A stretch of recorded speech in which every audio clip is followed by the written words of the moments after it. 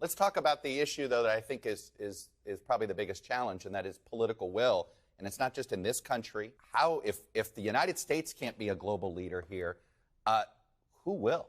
The United States must step up and provide leadership. And of course, President Biden's been trying to do that.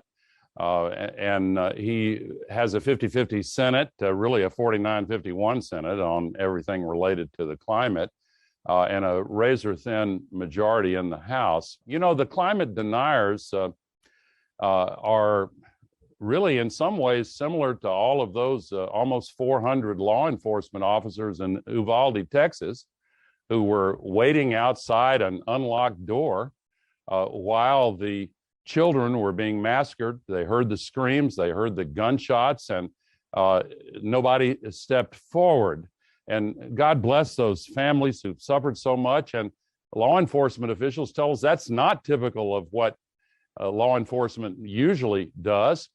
And confronted with this global emergency, what we're doing with our inaction and failing to walk through the door and stop the killing is not typical of what we are capable of as human beings. Public sentiment on climate is certainly, in some ways, growing more urgent. And you've made notice that rank and file Republicans are growing more concerned about the climate.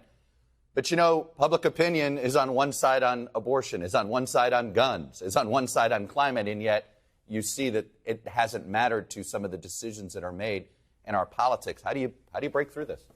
Well, you're exactly right, and public sentiment is changing, but our democracy is broken. And in order to solve the climate crisis, we're going to have to pay attention to the democracy crisis. The Justice Department, are you seeing any signs? I know you've been among those frustrated about what appears to be a lack of a criminal investigation. Do you see any signs that one's been opened? I sure as hell hope they have a criminal investigation at this point into Donald Trump. I have no direct knowledge of the status of their investigations, but what I'd say is, I can tell the Department of Justice is watching our hearings closely. So, Merrick Garland has already told us he's listening, and if he's watching today, I tell him he doesn't need to wait on us because I think he has plenty to keep moving forward. What's the number you're most focused on that will give you a better indication of where this economy is headed? What a recession really means is a broad-based contraction in the economy. And even if that number is negative, we are not in a recession now. And I would, warn that we should be not characterizing that as a recession.